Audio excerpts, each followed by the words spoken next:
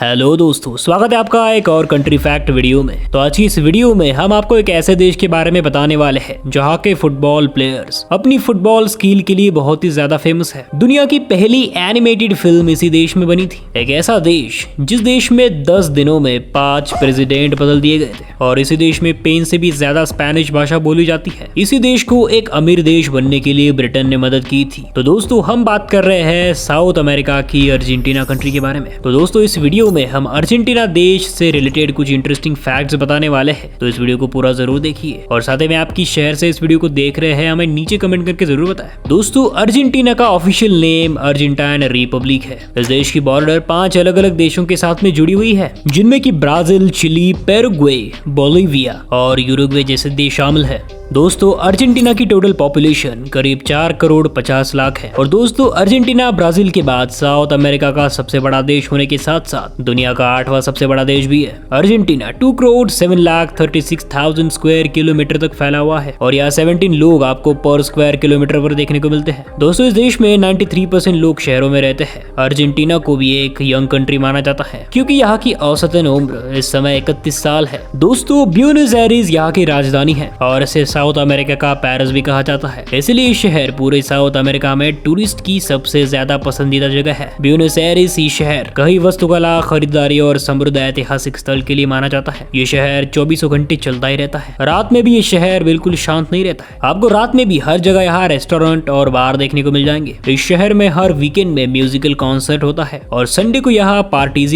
दिखाई देती है। इसलिए आप इस शहर में कभी भी किसी भी महीने में जाओ, आपको टूरिस्ट की भीड़ देखने को मिलेगी। ये साउथ अमेरिका का सबसे खूबसूरत शहर भी माना जाता है। तो दोस्तों चलिए जानते हैं कि इस देश का नाम अर्जेंटीना कैसे पड़ा। दोस्तों अर्जेंटीना एक लैटिन वर्ड है जिसका मतलब होता है सिल्वर। दोस्तों जब 15वीं शताब्दी में यूरोपियन इस देश में आए थे तो वो इस देश को सिल्वर लैंड कहते थे। आज भी अर्जेंटीना सिल्वर के प्रोडक्शन में बहुत ही आगे है। अर्जेंटीना से सिल्वर को सबसे ज्यादा एशिया में एक्सपोर्ट किया जाता है। दोस्तों अर्जेंटीना दुनिया का वो पहला देश है जिसमें फिंगरप्रिंट निशान लेने की शुरुआत हुई थी। एक बार यहाँ एक क्रिमिनल ने एक इंसान पर हमला कर दिया था, लेकिन वहाँ की पुलिस ने एक निर्दोष को ही अरेस्ट कर लिया था। उसके बाद जब फिंगरप्रिंट मैच करके देखा गया तो कातिल कोई और निकला। तो उसके बाद जो निर्दोष इंसान था उसको छोड़ दिया गया था। दोस्तों जरा सोच के देखिए कि अगर अर्जेंटीना फिंगरप्रिंट डेवलप ना करता तो ना जाने कितने क्रिमिनल्स गुनाह करके भी छूट जाते। दूसरे देश आईटी सेक्टर में भी अपनी कमाल दिखा रहा है। एक वक्त ऐसा भी था जब अर्जेंटीना दुनिया के 10 सबसे अमीर देशों में से एक था। करीब 1912 के दौरान ये देश लगातार आगे बढ़ रहा था, लेकिन उसके बाद फर्स्ट और सेकेंड वर्ल्ड वॉर का इस देश पर बहुत ही बुरा असर हुआ, जिसकी वजह से इस देश की तरक्की रुक गई। दोस्तों कोई भी देश हो उसके लिए एक दिन ऐसा तो होता ही है जो कि उसके लिए बहुत ही ज्यादा बुरा हो। दिसंबर 2001 का दिन अर्जेंटीना के लोगों के लिए बहुत ही खराब था। आज भी यहाँ के लोग 19 और 20 दिसंबर को याद करके दुखी हो जाते हैं क्योंकि इस वक्त ही इस देश में सिविल वॉर की शुरुआत हुई थी और ऐसी सिचुएशन में इस देश के